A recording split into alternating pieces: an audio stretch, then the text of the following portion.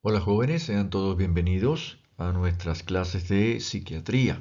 Estas clases están diseñadas para los estudiantes de medicina de cuarto año de la Universidad de los Andes en San Cristóbal, en Venezuela. Sin embargo, es una clase que puede orientar a cualquier otro estudiante, incluso de psicología o de medicina en general. Muy bien. Vamos a ver hoy en día la primera clase, la cual corresponde a la psicosis, a generalidades de la psicosis. Y con esto vamos a entrar en un mundo muy interesante porque nos va a separar de lo que viene a ser el pensamiento de la población general. Los términos de psicología y de psiquiatría se utilizan con mucha frecuencia dentro del público en general. Así que ustedes pueden escuchar personas que comentan, es algo muy esquizofrénico, mi novia es bipolar o mi novio es bipolar, pero nada más alejado de la realidad. Esto es digamos, un dialecto muy popular donde se toman palabras de la salud mental para definir algunos comportamientos que no tienen nada que ver exactamente con esto. Hoy vamos a hablar de psicosis. Yo quisiera hacer un ejercicio antes de empezar. Según ustedes o lo que han escuchado hasta ahora, ¿qué viene a representar la psicosis?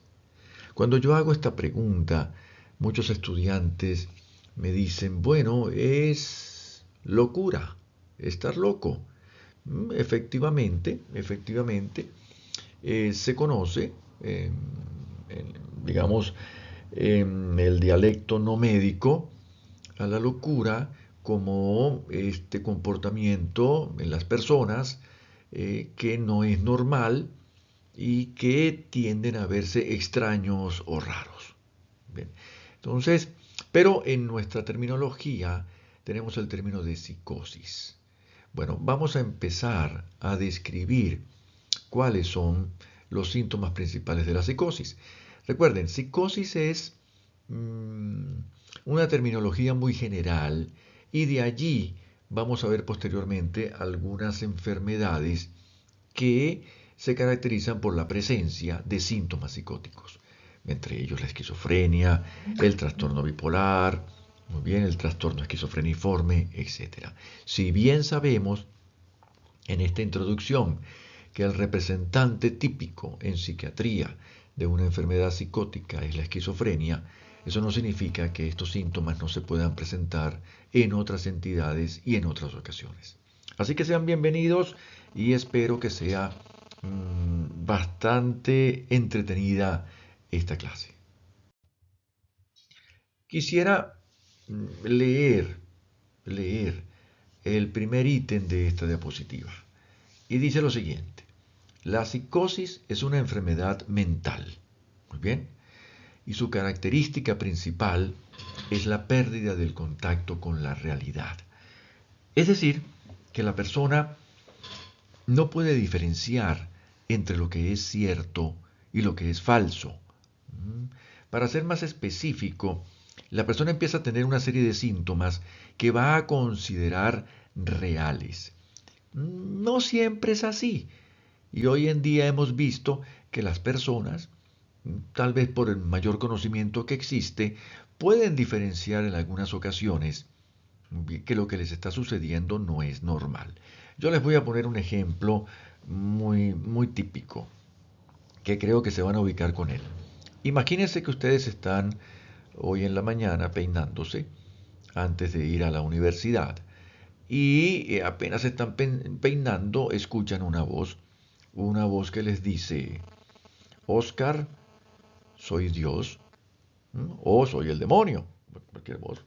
Soy Dios, te estoy hablando y hoy quiero darte a ti un poder para que salgas al mundo y puedas leer el pensamiento de la gente. ¿Mm? Si nosotros no hemos perdido el contacto con la realidad y nos sucede esto, lo primero que vamos a decir es: Dios mío, ¿qué me está pasando? ¿Qué me está pasando? Me estoy volviendo loco, ¿qué está sucediendo? Bien, porque todavía mantenemos este contacto y podemos decir esto no es normal, podemos diferenciarlo.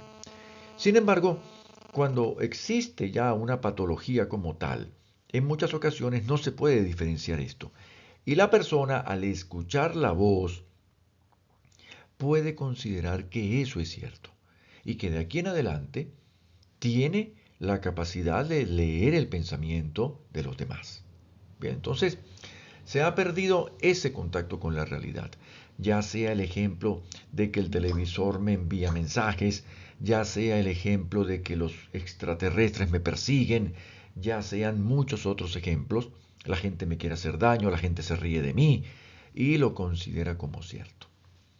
Muy bien, en medidas generales, si bien es cierto que hay enfermedades que predominan en el sexo femenino o en el sexo masculino, es cierto que la psicosis va a afectar por igual a hombres y a mujeres. Muy bien, no hay un predominio de un sexo en particular cuando se mira de forma general. Suele aparecer entre los 20 y los 30 años e incluso antes. Bien, es una patología o es una sintomatología que va a acompañar a algunas enfermedades mentales que en gran medida aparecen temprano. Y uno dice, bueno, ¿y por qué? ¿Por qué aparece a los 16, 17, 18 años? ¿Qué sucede? Bueno, hay muchas explicaciones, por lo menos en la esquizofrenia está la teoría del neurodesarrollo, de la neurogeneración. No es motivo de esta clase, es motivo de la clase de esquizofrenia o la teoría mixta, pero digámoslo así, el cerebro está desarrollándose todavía a esa edad. Bien, así que no ha terminado de madurar. Y las vías dopaminérgicas, serotoninérgicas, las vías de los neurotransmisores no han terminado de madurar como tal. Así que estas sustancias se encuentran en el cerebro, pero todavía no ejercen su acción completamente como debe ser. Cuando termina la adolescencia, es probable que en algunas personas esto ya esté bien definido. Por lo tanto, la alteración de dopamina en este caso podría hacer que aparezcan los primeros síntomas de la esquizofrenia, los primeros síntomas, perdón, de la psicosis como tal. Entonces, tiende a aparecer en esta edad. No es solamente en esta edad que aparece. La enfermedad se puede manifestar más tarde, pero hay un gran grupo que lo hacen y debutan en la adolescencia. Otro factor interesante es que en las mujeres aparece más tarde. Y viene la pregunta, ¿pero por qué? En las mujeres aparece más tarde y también se propone que las damas tienen un factor protector que podría ser la presencia de hormonas femeninas. Entonces los estrógenos vienen a ser en gran medida eh, un, una situación, una condición que va a hacer que se retrase la aparición de algunas enfermedades psicóticas. ¿Y esto tiene importancia? Sí, tiene importancia. Tiene cierta importancia social. Eh, Miren, si a un caballero le aparece la enfermedad a los 16 años, vamos a hablar de esquizofrenia, aparece esquizofrenia a los 16 años, va a ser difícil que de allí en adelante continúe estudiando, vaya a la universidad, se case, tenga familia, se le va a dificultar muchísimo todo esto. Sin embargo, si en una dama la enfermedad aparece a los 24 o 25, esto le ha dado tiempo de graduarse en la universidad, le ha dado tiempo de formar una familia, de tener hijos, que al final van a funcionar muy bien como un soporte o como un apoyo familiar para ella. Muy bien. Fíjense este otro último dato del último ítem de esta diapositiva. Se estima que hasta el 3% de la población puede experimentar síntomas psicóticos. Por la razón que sea. Por la razón que sea.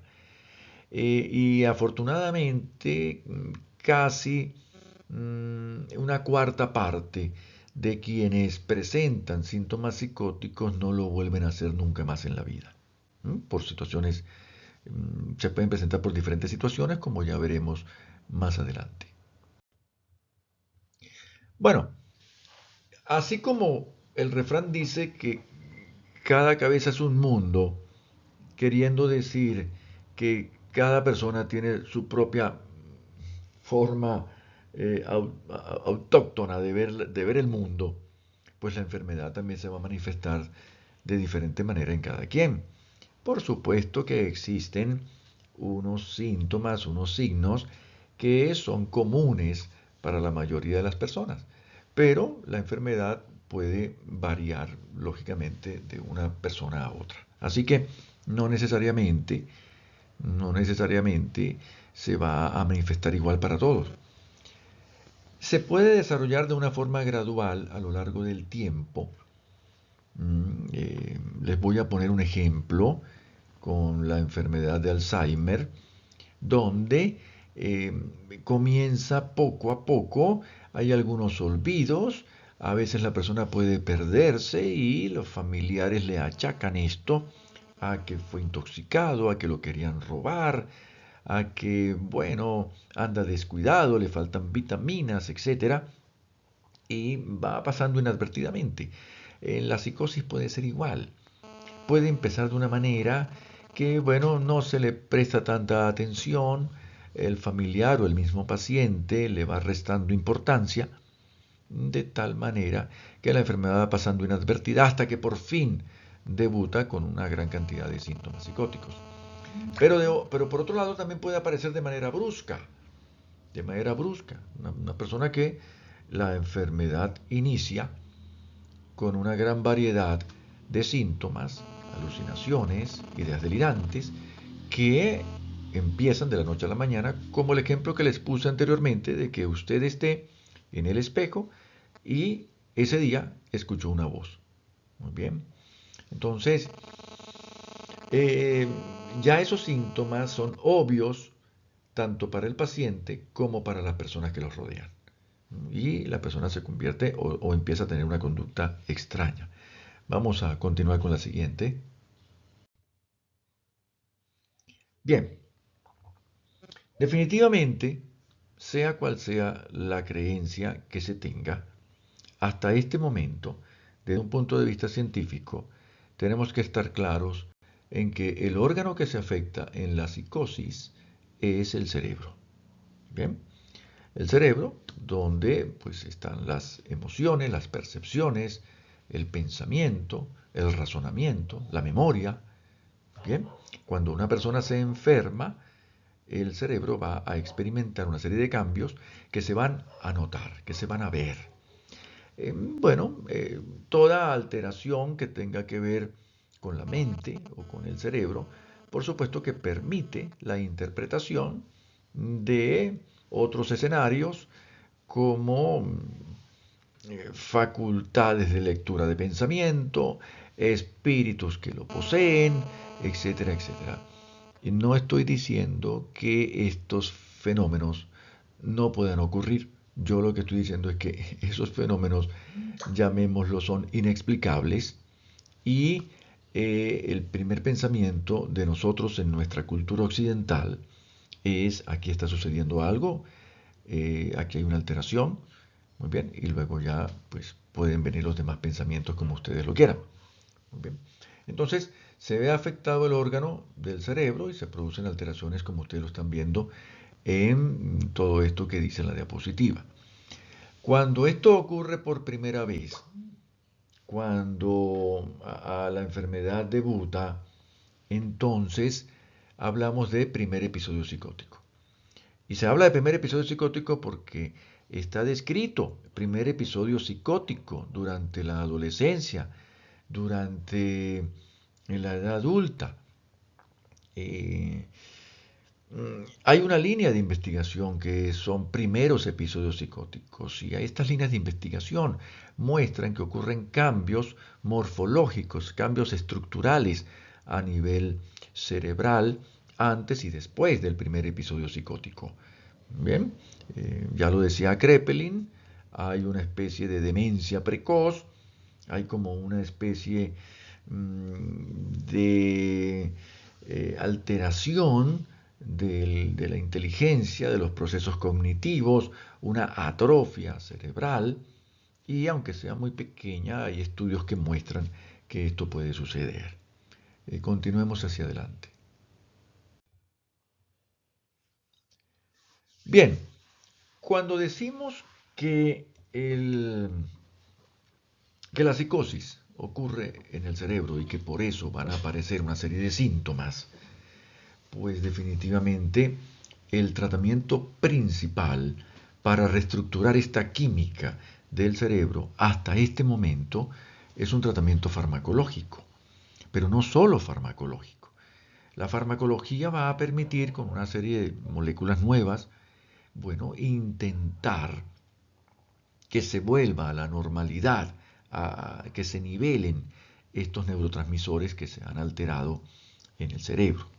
Bien, sin embargo, también es importante la participación del psicólogo, del rehabilitador, bien, trabajadores sociales, enfermeros, etcétera, que van a manejar todo este proceso de una manera multidisciplinaria, en equipo como tal.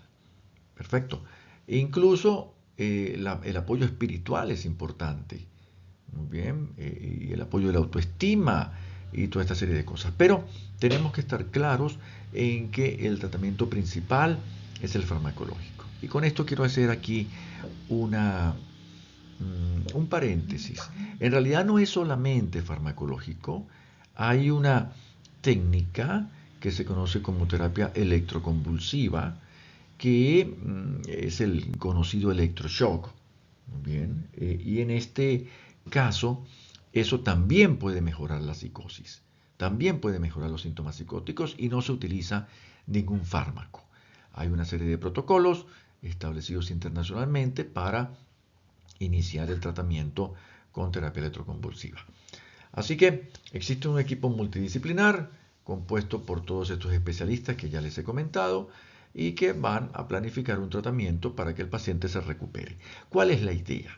La idea es que el paciente se intentara recuperar en su totalidad, porque, bueno, hay, digamos, enfermedades que producen psicosis que pueden, en cierta medida, hacer que el paciente vuelva a la normalidad. Pero hay otras que son degenerativas, crónicas, que van empeorando a medida que pasa el tiempo y desafortunadamente la persona no va a volver a la normalidad en este caso, ¿no?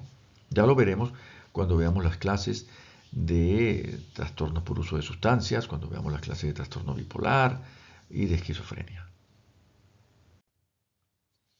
Muy bien, ¿cómo se manifiesta la psicosis? Como ya lo hemos dicho, cada cabeza es un mundo, cada persona es un mundo. Muy bien. Y entonces diríamos que dependiendo de cada quien, la enfermedad se va a manifestar de una manera un tanto distinta. Entonces, puede comenzar produciendo cambios en el estado de ánimo o en el pensamiento. Es muy variada, muy variada.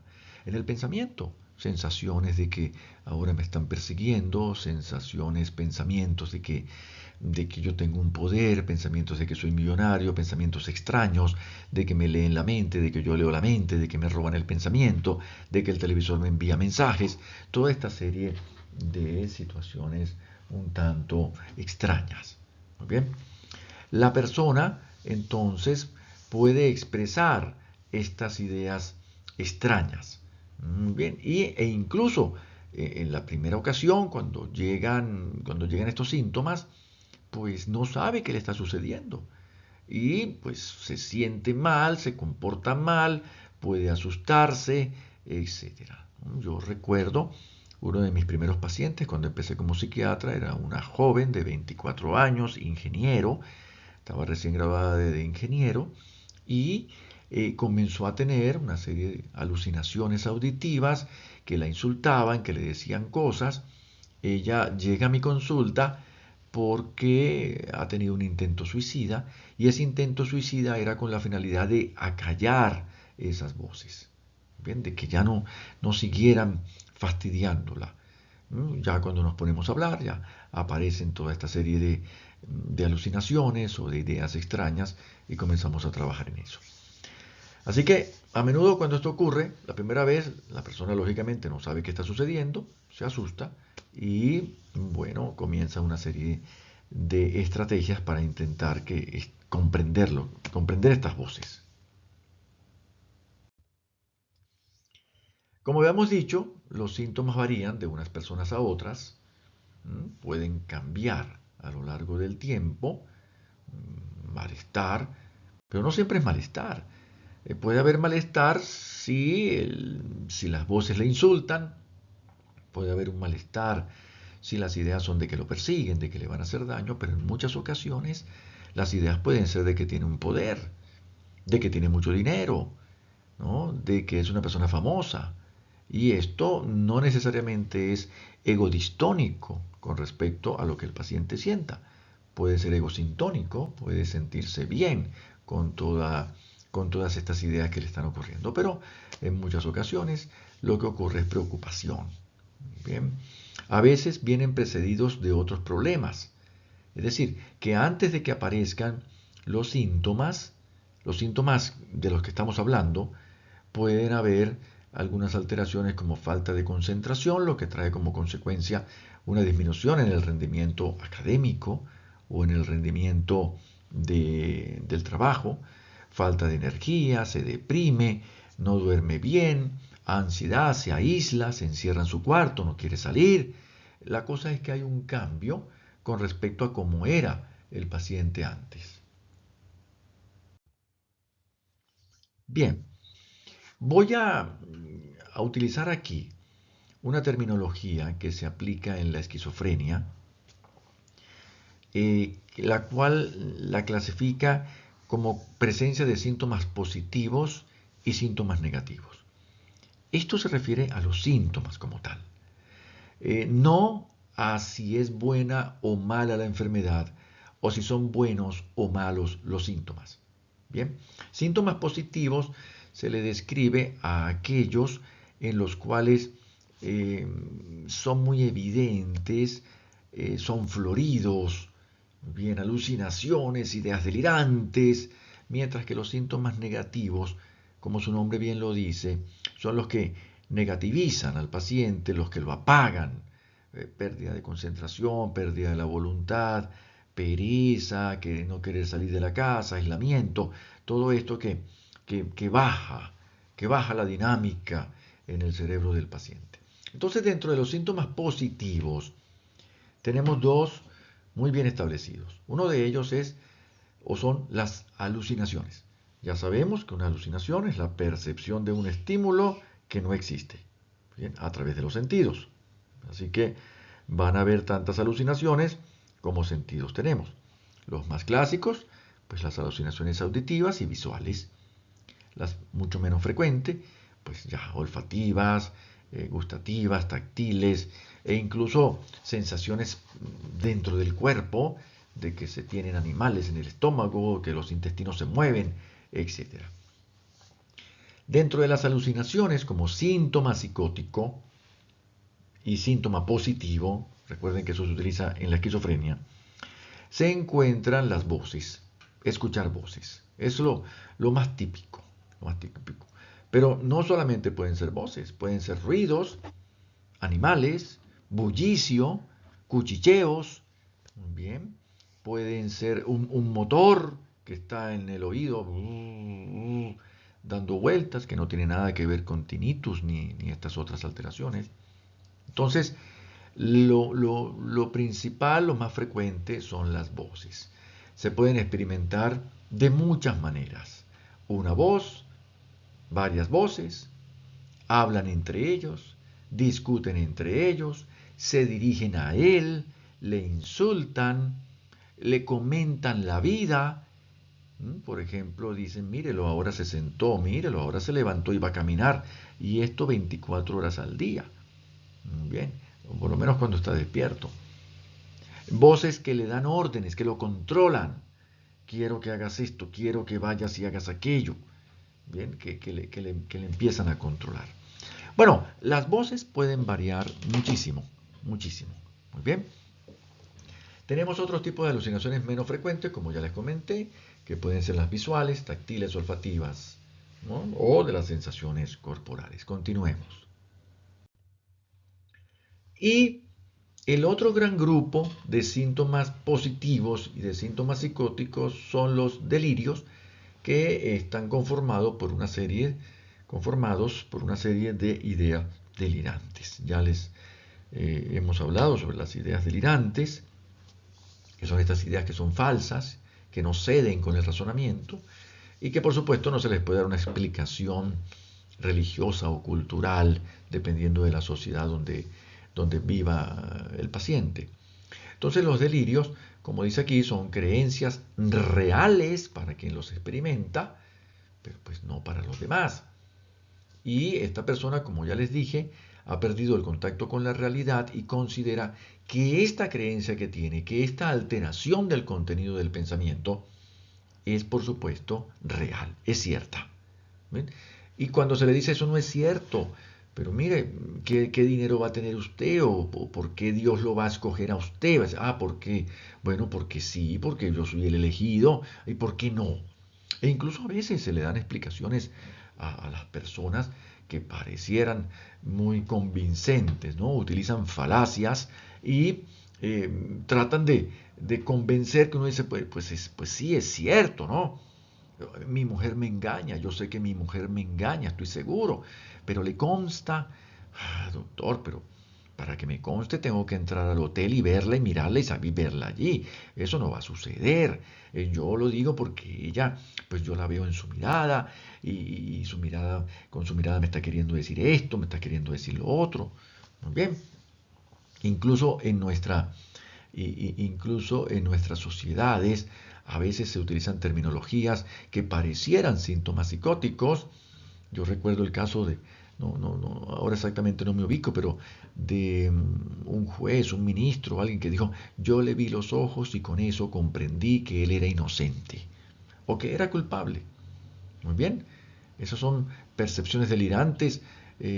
Probablemente no lo dice dentro de una sintomatología psicótica, pero esto es lo que los síntomas psicóticos llevan a que una persona pueda decirlo. Entonces, dentro de estos delirios que ya les dije, de estas ideas delirantes, que son falsas, no ceden con el razonamiento y no son culturales o religiosas, vamos a ver algunas que son muy frecuentes. Está la idea de referencia.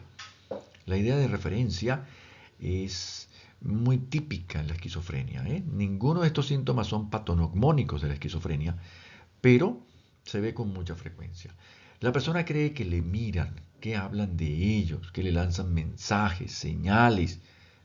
No es el cotidiano hablar de alguien que le dice, mire, llegó y me dijo, hola, ¿cómo estás? Esa camisa te queda muy bonita. ¡Ja! La conociera yo. Lo que me quiso decir fue que me veía ridículo. No, esto ya es cultural. Muy bien, y esto ocurre con mucha frecuencia, por supuesto. Es muy cultural. No, estamos hablando de una persona que ve en un restaurante que el mesonero le está hablando al cliente y le está explicando cómo viene ese plato acompañado de papas, de arroz, etcétera. Y él dice, ellos están hablando de mí. Y tiene la certeza, tiene la sensación de que están hablando de él. Muy bien. O la persona que está viendo la televisión y considera que el del noticiero o el cantante o quien sea que aparezca allí se está refiriendo a él. Muy bien, estas son las ideas de referencia. Luego tenemos otra muy común que es la idea de persecución. Se siente perseguido, se siente espiado, considera que le están haciendo algo. Muy bien, continuemos. Y hay otras ideas que van a ser extrañas, algunas, otras menos extrañas. La idea de control, siente que no controla sus propios sentimientos, ¿no? O de que una fuerza extraña o de afuera le controla a él y que lo que él hace o siente tiene que ver con alguien que lo está controlando. Tenemos otras ideas que también son abundan mucho durante la persona con esquizofrenia, como es la difusión del pensamiento. Bien, hay pensamientos que él puede difundir y su pensamiento, así como el Wi-Fi o el Wi-Fi, puede, digamos, distribuirlo de esa manera a través de unas ondas electromagnéticas y ese pensamiento puede llegar a la población. Y por otro lado, hay pensamientos de inserción o robo del pensamiento, donde estos delirios tienen que ver con que los pensamientos son introducidos en él. Esos pensamientos no son de él, es que alguien se los está metiendo en su cabeza. O todo lo contrario, que se los roban, que se los sacan. Y hay pacientes incluso que cuando van caminando se cambian de acera, cambian la acera porque el que viene allí caminando le puede robar los pensamientos, entonces cambian de acera. O incluso había un paciente que se hizo, y esto es muy frecuente, un casco de papel de aluminio para evitar que le robaran los pensamientos, para que ustedes se den cuenta de cómo es de fuerte la creencia de estas personas. Ellos están seguros de que esto sucede, así como ustedes que me están escuchando están seguros de que son estudiantes universitarios, los que lo son, por supuesto. Muy bien. Y yo les digo, no, eso no es así, eso es mentira. Pero ¿cómo va a ser mentira? Yo estudio en la universidad, yo voy a la universidad, yo me matriculé en la universidad, yo estoy en esta clase, yo soy estudiante universitario. No, no, no. Esa es una idea falsa que usted tiene. Bueno, así como usted se afianza a esa idea y la da por cierta y que yo soy el equivocado, así sucede en el paciente cuando se le intenta que entre en razón con respecto a estas ideas. Continuemos, jóvenes. Luego hablamos entonces de otro grupo, que son los síntomas negativos. Y como me decía un estudiante, pero no es negativo de que la enfermedad, de que es peor, no. Son síntomas negativos en cuanto a la particularidad. Como su nombre lo dice, son como desaceleradores. Muy bien, afectan entonces el funcionamiento social. Estos síntomas están muy relacionados con un déficit, ya lo veremos en la clase de esquizofrenia, con un cierto déficit de dopamina a nivel prefrontal, a nivel frontal. Muy bien. Eh, entonces, pero no es solamente eso, hay otras razones más, pero entonces comienza la persona a tener un cambio en su comportamiento habitual y se aísla, se convierte en solitario, ¿no? Hay una falta de energía, de motivación, bien, abulia, falta de voluntad, falta de deseo de hacer las cosas y termina estando arrinconado en su casa o allí acostado o encerrado en una habitación. Y no encerrado dentro de lo que haría un adolescente normal, muy bien, de mirar algunos videos o de conversar con sus amigos a través de las nuevas tecnologías, sino nada, acostado en su casa, retraído, con un pensamiento bastante negativo. Esto hace que la persona pueda tener una higiene personal insuficiente, que no se baña, se descuida, no se viste bien, se deja la barba, etc. Hay una dificultad para expresar emociones. Puede haber, generalmente hay una disminución de movimientos o de gestos, pero dependiendo del tipo de esquizofrenia, podría haber, por supuesto, una exageración, manierismos, ¿no? O hablar solo, mover las manos. Cuando hablan solos, generalmente los pacientes no están hablando solos, están hablando con las voces. Bien, pero las demás personas no logran verlo. Entonces, así que estos son los síntomas negativos, donde hay una desaceleración de todos sus procesos cognitivos y físicos. Bien, continuemos. ¿Qué otros síntomas hay? Bueno, en algunos casos van a aparecer, dependiendo de la enfermedad, déficit cognitivo, déficit de pensamiento. La memoria no está tan alterada. En enfermedades como la esquizofrenia, la memoria puede alterarse con el tiempo, pero no es un asunto de memoria. Alguien me preguntaba, ¿los pacientes recuerdan lo que hicieron luego de que una crisis mejora? Por ejemplo, un paciente con trastorno bipolar y mejoró de la crisis y ahora está eutímico, está dentro de la normalidad. ¿Recuerda? La respuesta es generalmente sí. Sí, porque la memoria no se altera como tal. Muy bien, en estos casos, al principio. Pero posteriormente, y dependiendo de la enfermedad, se puede alterar, por supuesto. Entonces, aparecen déficits cognitivos, atención, memoria, funciones ejecutivas, planificación, abstracción, la memoria de trabajo. Recuerden ustedes que la memoria de trabajo es una función neuropsiquiátrica, ¿no? Con la que usamos mucho el lóbulo frontal, y es esta memoria donde usted planifica. Y le digo, mire, por favor, quiero que ustedes me hagan un trabajo sobre esquizofrenia, me lo traen mañana con las bases normales de un trabajo. Entonces usted planifica y dice, bueno, hoy voy a hacer una búsqueda por internet, por PubMed, Google Scholar, el que sea, voy a hacer una búsqueda, luego voy a tomar los artículos que considero más apropiados, voy a leer el abstract, voy a después a sacar esto, lo otro. Todo eso de planificar lo que voy a hacer es la memoria de trabajo. En estos pacientes, dependiendo, pues, en la esquizofrenia, por ejemplo, se pierde esta capacidad. Muy bien. Eh, Esto es esencial para poder seguir adelante, para poder desempeñarse en sus funciones de trabajo, en sus funciones académicas. Pueden aparecer además otros síntomas de enfermedades mentales que acompañan a la psicosis. La depresión, por ejemplo, la ansiedad, los pensamientos obsesivos. Muy bien.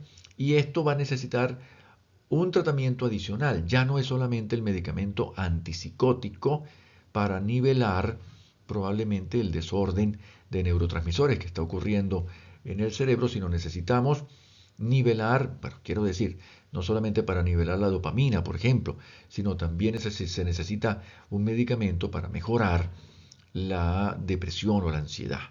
Perfecto. Seguimos entonces, jóvenes. Muy bien. ¿Cómo se va a desarrollar un episodio psicótico? Eh, Generalmente está estructurado de esta forma. Hay una fase prodrómica. Antes de que la enfermedad debute con toda esta serie de síntomas floridos, que ya sabemos que les hemos puesto el nombre de síntomas positivos, bueno, nosotros hemos puesto. Creo que esto se atribuye a Nancy Andreasen, que es una psiquiatra norteamericana, ¿no?, quien ha propuesto eh, esta clasificación de los síntomas positivos y negativos que están muy aceptados. Las mujeres en psiquiatría han hecho grandes avances. Judy Owens, por ejemplo, en medicina del sueño pediátrica, Nancy Andreasen, que ya les estoy comentando. Bueno, las mujeres en psiquiatría han hecho bastantes aportes, muy buenos aportes, no solamente los caballeros. Entonces, tenemos esta fase prodrómica, donde los síntomas vienen a ser vagos, pueden pasar desapercibidos, que un día me estaba extraño, que un día llegó el paciente y la persona le dijo a usted, ¿sabes qué? Estaba pensando que de dónde venimos y hacia dónde vamos y quién fue primero, el huevo o la gallina. Yo estoy pensando que la gallina tal. Dice, oye, pero ¿qué te pasa? ¿Que estás pensando en estas cosas? No, no, sí, sí, sí, es cierto, es cierto. Y continúa, y se le va. Muy bien. Puede ser que se aísle, que ya no tenga muchos amigos, y un día tenía amigos y otro día no, entonces va al fútbol, después no va al fútbol. Esta es una fase prodrómica. Ustedes preguntarán, bueno, y si vemos esta fase prodrómica y hay una persona que tiene antecedentes familiares de esquizofrenia, ¿por qué no indicamos el tratamiento como factor protector, tratamiento preventivo, farmacológico? Porque tampoco puede ser así. Los tratamientos no son, digamos, inofensivos en todo aspecto, tienen efectos secundarios. Y muchas personas tienen estos síntomas, pero no evolucionan hacia una enfermedad psicótica. Así que como no lo sabemos, así tengan todos los factores de riesgo que sea, hay que esperar a que la enfermedad aparezca. Bien, entonces estos síntomas son la fase prodrómica. Pueden haber cambios en la manera en que la persona describe cómo siente, cómo piensa, cómo percibe. Son señales de alarma. Son señales de alarma, como dice uno, esperando a que aparezca la enfermedad. Pero ningún psiquiatra, bueno, por lo menos que siga el protocolo tradicional, va a indicar un antipsicótico antes de que aparezcan los síntomas psicóticos. Sin embargo, ojo, sin embargo, hay enfermedades que no presentan síntomas psicóticos donde se utilizan antipsicóticos. Por ejemplo, el aripiprazol es un antipsicótico que se puede utilizar a veces en niños y en otras personas como potenciador de efecto del tratamiento antidepresivo o de la ansiedad resistente. Está descrito. Muy bien.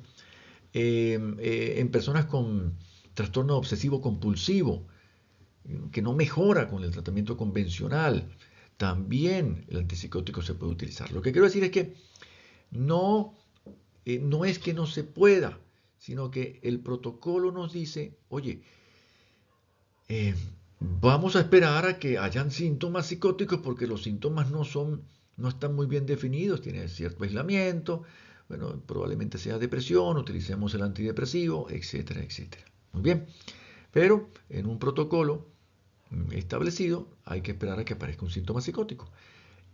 Pero hay médicos que se salen del protocolo, eso no tiene lógica, si tiene lógica, yo no lo critico.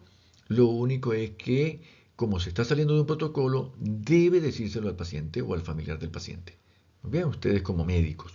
Dice, mire, yo voy a utilizar un medicamento que no está sugerido por ninguna guía de protocolo de tratamiento en el mundo. Pero hay quienes lo utilizan y el paciente puede mejorar. Así que me gustaría probarlo en su hijo, me gustaría probarlo en usted. ¿Qué piensa? Confía en mí. Vamos a probarlo un mes y si no hay un resultado esperado, pues lo quitamos. Lo que no creo yo que se debe hacer es que el médico lo utilice sin decirle al paciente, solamente porque el médico en su omnipotencia dice, a mí me parece, yo creo y a mí me gusta. Eso no puede ser así. Cuando no hay un protocolo establecido, es necesario que el paciente, si bien no va a firmar un consentimiento informado, por lo menos esté de acuerdo y usted lo coloque en la historia. Se le comunica al paciente que vamos a utilizar quetiapina para el insomnio, el cual no está sugerido por ninguna línea en el mundo, pero bueno, se ha visto que puede ayudarle a dormir y el paciente dice que sí, y lo coloca usted en la historia por lo menos. Muy bien, bueno, sigamos entonces. Luego de esa fase prodrómica, viene una fase aguda, que es cuando aparecen los síntomas psicóticos. Ya los hemos visto. Alucinaciones, delirios, el pensamiento se rompe, se desorganiza y son claros y evidentes. Aquí aparecen las voces o las imágenes, aparecen las ideas de que le persiguen, el televisor le manda mensajes, todo ya aparece. Bueno, hay una crisis de esto, estamos hablando de psicosis como tal, no solamente de esquizofrenia, hay una crisis de esto y muchas veces esa crisis pasa por sí sola. En el trastorno bipolar, por ejemplo, puede mejorar por sí sola. Y venimos a la fase de recuperación o de remisión, donde hay una desaparición gradual de los síntomas. ¿Cuánto tiempo estuvo en fase aguda? No sabemos. Eso es relativo para cada quien.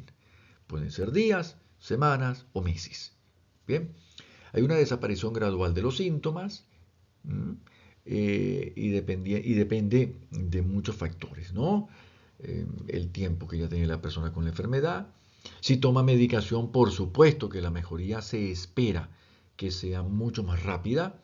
El ambiente que le rodea, en muchas ocasiones, cuando se hospitaliza un paciente, se le prohíben las visitas por muchos factores. Puede ser que el psiquiatra que lo ha hospitalizado le prohíbe las visitas porque, bueno, es duro para el familiar ver un paciente bajo sedación y en muchas ocasiones bajo contención mecánica, porque se hace necesario sujetarlo, eh, entiéndase, amarrarlo para que se proteja, porque si no se hace daño. Y el paciente y el familiar del paciente no lo va a ver así, no lo va a ver como que se está protegiendo al paciente, lo va a ver como que se le está castigando.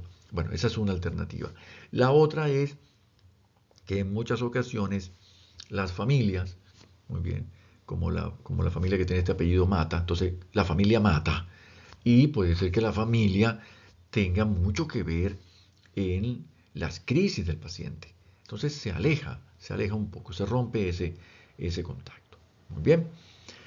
Muchas de estas personas, sin embargo, afortunadamente, no vuelven a experimentar otro episodio psicótico a lo largo de su vida.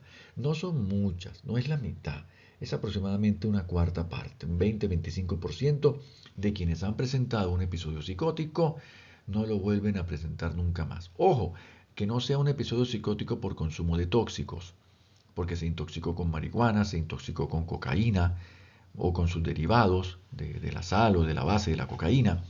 Muy bien, y a esa persona le cayó mal y presentó estos síntomas psicóticos o alucinógenos con los hongos, etcétera, o con el LSD. Muy bien, eso cuando ya pasa, a menos que vuelva a consumir, pues no debería haber nada, a menos de los flashbacks dados por el LSD y esta serie de cosas. Muy bien, entonces, pero hay un grupo de personas que afortunadamente no va a presentar un episodio psicótico nunca más. Muy bien, ¿por qué algunas personas, voy a utilizar ya términos apropiados, se psicotizan y otras no? ¿Cuáles son las causas? ¿Cuáles son los factores que precipitan esto? Hay un modelo de vulnerabilidad al estrés. No todo el mundo tiene la misma vulnerabilidad o la misma predisposición, ya sea una predisposición genética, biológica o una predisposición conductual, psicológica. Hay quienes crecen con un carácter un tanto débil y eso es algo que se está propiciando hoy en día. Lo que antes en nuestra niñez considerábamos burlas, chistes, ¿no? Los sobrenombres en el colegio, algo con lo que no estoy de acuerdo, por supuesto, pero que yo no esté de acuerdo no significa que no exista. Y cuando somos niños y adolescentes tendemos a ser perversos. Entonces, yo recuerdo sobrenombres en mi colegio, que si muerto parado, que si, y qué sé yo, el gato, que si caremuerto. Yo me acuerdo de unos sobrenombres que causaban gracia. Y caremuerto, pues sabía que le decían caremuerto. Y se destacaba en otras cosas, jugando béisbol o lo que sea. Entonces, eso, pues los muchachos lo tomaban a son de burla y adelante y listo, ¿no? Hoy en día, pues sí, hay una protección para que esto no ocurra, pero hacen que muchas personas comiencen a tener una predisposición ante ciertas críticas que son muy débiles y no pueden afrontarlas. Entonces viene esta vulnerabilidad ante el estrés. Muy bien, no deben existir los sobrenombres, mucho menos los peyorativos. Muy bien, pero en muchas ocasiones se utiliza en son de broma. Yo soy de Oriente, de Puerto La Cruz, y allá a la persona que es de color se dice, mira, negro, ¿no has visto al negro Luis? No, el negro Luis se fue no sé para dónde. Y es el negro, y es el negro con cariño. Muy bien, así que todo esto pues puede hacer que una persona, eh, digamos, se haga vulnerable al estrés desde el punto de vista de conducta y psicológico. Muy bien, entonces hay personas que no toleran el estrés y tienen una predisposición, van al cuartel, al ejército, van a la universidad, que es un tanto exigente, tienen una novia que salen al mundo real, en la casa. En la casa, pues todo el mundo lo quería y decía que era bonito. Sale, la novia le saca plata, después lo deja, lo engaña y él, pues, no tolera esto y puede psicotizarse. Bien, entonces, sucesos, situaciones, personas u objetos que provocan una respuesta de estrés en la persona. Puede tratarse de cualquier problema personal, laboral, social o el consumo de sustancias tóxicas, que son otras clases que ya veremos y desde ahora les digo, ninguna sustancia tóxica es inofensiva, ni el cigarrillo ni el alcohol. Es decir, las sustancias tóxicas ilegales ni las legales. Perfecto, seguimos adelante. Entonces hay factores genéticos. Hay factores genéticos. Hay personas que tienen una herencia, una predisposición genética a la psicosis. Eh, entonces depende del número de genes que se compartan. Si por la familia del papá hay enfermedades mentales y por la familia de la mamá también, pues todo esto se mezcla y desafortunadamente pues eh, va a tener una sobrecarga mayor que si solamente tiene uno por allí, uno por allá. Perfecto. Entonces todo eso puede hacer que la enfermedad sea más fácil de aparecer en esta persona, sea un factor de riesgo. Continuemos, jóvenes. Están los factores biológicos, como ya hemos comentado, una hiperactividad de dopamina, que es la que se ha visto más implicada en estos síntomas psicóticos, mayor sensibilidad de los receptores dopaminérgicos, y esto pues nació así. Hay que aprender a modularlo, a aguantarlo, a aceptarlo, a tolerar, a que se tolere. Muy bien.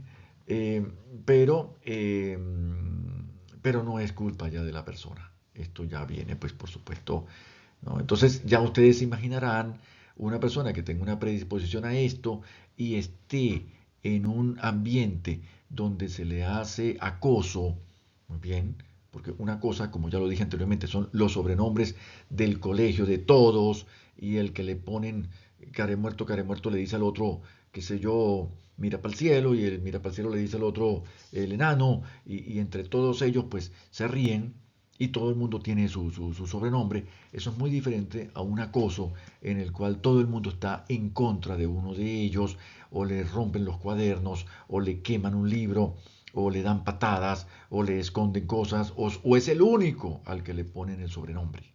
Perfecto. Entonces, todo esto en una persona con una sensibilidad, muy bien, con una predisposición, pues puede hacer, por supuesto, que aparezca la enfermedad. Además, hay otros factores asociados con la vulnerabilidad, que son las complicaciones que pueden ocurrir durante el embarazo o el parto. Se habla de deficiencias nutricionales, de traumatismos craneales durante la niñez, que pueden afectar el neurodesarrollo. Esto no significa que un niño que haya tenido un golpe cuando niño, valga la redundancia, cuando pequeño, cuando menor, va a ser una causa de que desarrolle esquizofrenia. No, estamos hablando de psicosis, pero sí puede hacer que su desarrollo cerebral, muy bien, se vea complicado y puedan aparecer síntomas psicóticos que no tienen nada que ver con la esquizofrenia, pero que pueden en algún momento aparecer síntomas psicóticos, o puede hacerse propenso a una enfermedad neurológica, porque sé yo, porque se cayó de un árbol cuando tenía 5 años y se pegó en la cabeza, quedó inconsciente, etcétera. Muy bien, todos sabemos que esos antecedentes son importantes. Por favor, continuemos. Muy bien. Factores medioambientales. Esto es interesante. Experiencias o circunstancias externas que pueden hacer que alguien experimente un episodio psicótico, problemas familiares, consumo de sustancias que siempre está allí, los abusos. No hay nada peor, no hay nada más horrible que marque el futuro de una persona que ser abusado cuando niño, abusado sexualmente, o también de acosos o de maltratos, ¿no? Como sea, eso marca a una persona. Definitivamente, sí hay quienes se sobreponen, sí hay quienes siguen adelante, sí hay quienes se fortalecen, pero no todo el mundo le pasa eso. Un niño de 5 o 6 años que es abusado por los familiares tiene una gran probabilidad de desarrollar algún problema mental. Por eso, por eso cuando son grandes buscan cierto alivio con que le crean la historia de que en el colegio un sacerdote, un profesor, un papá, un tío o alguien abusó de ellos. Y si bien no se va a resolver con que lo metan preso o no, pues por lo menos hay un gran alivio en que digan, sí le creemos, pero eso no tiende a suceder. Generalmente lo que sucede, lo que pasa es quédese callado, no diga nada, vamos a mantener eso en silencio, o digamos, el derecho canónico dice, no, no, ese padre no sabía, no tenía idea, y el otro que está contando la historia dice, caramba, pero pero esto no es así y hace que se mantenga esta ansiedad, lo que puede generar síntomas psicóticos. Está el estrés, ya sabemos todos que el estrés, tenemos una clase de estrés también, se define como la percepción que tiene una persona de no poder hacer frente a las exigencias de determinada situación en un momento concreto. Pero no estoy hablando de estrés, jóvenes, yo no estoy hablando de un estrés de que se me rompió una uña, de que me rasparon en un examen, perdí un examen, de que me dejó la novia. No, yo hablo de estrés de estar secuestrado, de estar en una guerra, de estar combatiendo los militares de la nación que sea, que se juegan la vida y el pellejo, ¿no? Y los lanzan por allá en una selva, bueno, a una batalla y ven morir a sus compañeros al lado. A ese tipo de estrés me estoy refiriendo. Los otros estrés, ya vemos, lo que estábamos hablando, tiene que ver con la percepción del estrés, ¿cierto? De la capacidad de afrontar estas situaciones que, digamos, se afrontan mejor cuando el carácter en cierta medida se ha desarrollado, ¿no? Mami, que me están diciendo care muerto. Ay, papito. ¿Y quién le está diciendo? El enano. Pues dígale el enano. Pero ¿qué quiere que haga yo, hijo? Defiéndase. Vaya. Ya si la cosa se... Si todo el mundo le dice a usted eso y todo el mundo se mete con usted, sí. Pero yo no voy a ir al colegio a poner un reclamo porque a usted le dicen así y al otro le dicen asado. Bueno, adelante. Defiéndase hasta que... De todas maneras, venga, cuénteme bien la historia. Pero si es algo así nada más de que todo el mundo lo dice, y todo el mundo se lo dice entre ustedes, pues adelante, hijo. Muy bien, bueno. Seguimos. ¿En qué consiste la recuperación? Estábamos hablando de eso, ¿no? La recuperación después de un episodio psicótico en que disminuyen los síntomas y se vuelve al bienestar psicológico, a la autoestima, se vuelve a la normalidad de como era antes. Esto se llama personalidad premórbida. Cuando se le pregunta, hay que preguntarle al paciente o al familiar del paciente, ¿cómo era él antes? Porque miren, hay enfermedades psicóticas, el paciente acude y resulta ser que usted lo está viendo en la crisis y cuando se mejoró. Pero cuando se mejoró, usted lo sigue viendo raro. Y dice, todavía no ha mejorado. Pero el familiar le dice, sí, doctor, ya se mejoró, está como era él. Así era él. Y usted tendrá que preguntarle, pero así era él, sí, así está normal. Y usted dirá, bueno, eso es lo que es normal para ellos, pero a mí no me parece tan normal, pero bueno, si ya no hay síntomas psicóticos, si el paciente tiene un buen desempeño social, familiar y los amigos y familiares dicen que así es como es normal, pues así será. Muy bien, entonces esa es la recuperación, volver. Ahora, hay enfermedades psicóticas donde la persona no se recupera completamente. Por ejemplo, en la esquizofrenia. La persona ya, su proceso cognitivo quedó tocado, si es el diagnóstico de esquizofrenia. Por eso el diagnóstico de esquizofrenia, según la clasificación norteamericana, necesita 6 meses, 6 meses de síntomas psicóticos. Con la OMS es un solo mes, la CIE-10, pero con el DSM-5 de la clasificación norteamericana se necesitan 6 meses porque es que una persona puede tener la enfermedad y ya recuperarse. Muy bien, entonces para ese diagnóstico de esquizofrenia se hace así. Entonces hay algunas patologías entonces que sí se mejoran por completo, por lo menos mientras no esté en la crisis, y hay otras que no, que siguen todavía con el inconveniente. Continuemos, jóvenes. Cada persona es diferente a las demás y la forma de tiempo de recuperar puede variar mucho.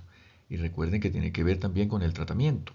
Pero por supuesto el tratamiento también tiene efectos secundarios. Así que la mejoría, la regresión a la norma, a la normalidad que tenía antes, mientras tome tratamiento no va a ser completa. Porque el tratamiento puede causar somnolencia, puede causar extrapiramidalismo, puede causar obesidad, puede causar aumento de apetito, puede causar muchas cosas. Alrededor de un 20%, como yo les comenté en un principio, de la gente tiene un solo episodio psicótico y no más. Pero el otro gran porcentaje, más del 50%, van a sufrir alguna recaída. Y entre ellos pueden haber periodos de normalidad o no. Bien.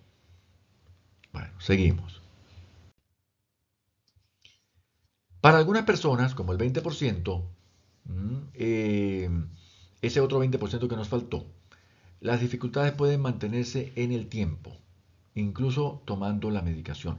Porque es que la medicación, pues, desafortunadamente, no mejora a todo el mundo ni lo mejora completamente. Hay algunas personas que evolucionan muy bien, gracias a Dios, y hay otras que no. Entonces, tenemos ese 20% que nunca le va a volver a dar. Tenemos ese 60% que le dio, se le quitó y puede tener una recaída el día de mañana. Y tenemos otro 20% que queda mal, que se recupera, pero queda mal. ¿Muy bien? Estos síntomas se conocen como síntomas residuales o resistentes al tratamiento. Pueden ser molestos, angustiosos y pueden consistir en voces y delirios. Y es donde el tratamiento de psicoterapia, el tratamiento cognitivo, juega un papel fundamental. Usted va a tener que vivir con esas voces. A nadie le gusta eso. Hay pacientes que tienen un problema respiratorio, un problema de dolor, un problema de alergia, y le dicen, mire, ya no se puede hacer nada más, usted tiene que vivir con eso, aprenda a vivir con eso. Al paciente nunca le gusta que le digan esto. Claro, por supuesto, uno quiere mejorarse, y se tiene una falsa idea de la medicina y de los médicos. Y hay unos médicos omnipotentes que ayudan a promulgar esta idea de que, de que yo todo lo puedo curar. Pero hay enfermedades que son crónicas y el paciente tiene que aprender a vivir con ellas. Y dentro de ellas están algunas enfermedades psicóticas donde las voces y los delirios se siguen manifestando y tienes que aprender a vivir con ellos, tienes que quitártelos de encima, no tienes que hacerles caso, tienes que reconocerlos, etcétera. Afortunadamente es un porcentaje bastante pequeño, pero al que le da es el 100% para él. Factores de riesgo para una recaída o para la presencia de síntomas psicóticos, ¿no? En primer lugar, el abandono de la medicación es la principal causa. Cuando ustedes estén viendo un paciente que ha tenido una recaída, lo primero que tienen que pensar es la falta de adherencia al tratamiento. No lo está tomando o no lo está tomando como debe ser. Bueno, la otra alternativa es que sí lo esté tomando como debe ser, pero se hace necesario un ajuste de la dosis porque ya no está haciendo la acción terapéutica deseada. Muy bien. Tenemos el consumo de tóxicos o la presión social. Para nadie es un secreto que muchas personas con consumo perdón, muchas personas con psicosis, por la enfermedad que sea, consumen tóxicos. Y eso hace que se perpetúe la sintomatología. De hecho, se conoce como patología dual la enfermedad que incluye esquizofrenia más consumo de tóxicos. Y hay una rama dentro de la psiquiatría que es la patología dual. Entonces, eso también hay que averiguarlo, hacerle su examen normal de orina para descartar la presencia de algunos tóxicos, ¿no? Tenemos también los estresores, las críticas, las descalificaciones, y eh, aquí sí ya no debe ser que una persona con una enfermedad mental sea señalada o se le ponga un sobrenombre. Yo, cuando yo hablo de los sobrenombres del colegio, me estoy refiriendo a lo que sucede siempre, porque va a suceder y no sucede porque yo lo diga. Y bueno, y los niños sobresalen a eso y resisten y bueno, y allí van. Muy bien. Pero ya una persona con una discapacidad física, mental, ponerle ya un sobrenombre o reírse de ellos, ya esto ya no es, digamos, no se considera dentro de fortalecer el carácter. Probablemente lo van a fortalecer, pero no está bien que se haga. Muy bien, así que allí sí la ley ya debe de poner digamos, un parado, ¿no? Detener esta situación. Entonces, descalificarlo, hacerle crítica, cambios en factores de su vida, como cambiar de residencia, pérdida de algún ser querido, todas estas situaciones que tienen una exigencia, digamos, van a hacerle daño en algún momento dado y todo esto puede hacer que se mantenga la enfermedad. Y tenemos como última diapositiva, jóvenes, el consumo de tóxicos. Factores de riesgo. El consumo de tóxicos es el principal para todos ustedes. Para todos ustedes. Marihuana, cocaína, sí, muy bien. a lo mejor es divertido, yo no sé por qué es divertido, pero bueno, el consumo de tóxicos siempre se ha hecho para, digamos, estimular más la sensación de placer o para disminuir la sensación de sufrimiento. Cuando es por disminuir una sensación de sufrimiento, pues uno hasta lo entiende, pero cuando es para estimular más la sensación de placer, dice, bueno, pero no te basta. Y esto, por supuesto, va a alterar el desarrollo cognitivo. No es lo mismo que una persona que nunca ha consumido. Entonces, este consumo de tóxicos favorece la aparición de síntomas psicóticos nuevamente y hay una interacción con el medicamento. La sobreprotección que ya les comentaba, dificultad de que el paciente gane autonomía y vaya recuperando las habilidades afectadas por la enfermedad, disculpan. Eh, los nuevos medicamentos, los nuevos tratamientos, tienen una finalidad de que el paciente pueda integrarse nuevamente, de que pueda trabajar, de que pueda estudiar el que siga estudiando, el que pueda aprender un oficio para que se valga por sí mismo. Porque el día de mañana, cuando sus padres no estén, que hasta ahora lo están cuidando, o sus hermanos o sus tíos, va a necesitar valerse por sí mismo. Y él tiene que aprender a hacerlo. Se produce también en el factor de riesgo la pérdida de la autoestima o la motivación de salir adelante e incluso el enfrentamiento con sus cuidadores debido a todo esto. Muy bien. Entonces, jóvenes, eh, espero que se sienta, que les haya gustado esta clase y cualquier cosa, pues vamos a ver la clase de esquizofrenia más adelante y podremos, por supuesto, seguir completando todo esto. Muy amable de su parte. Saludos.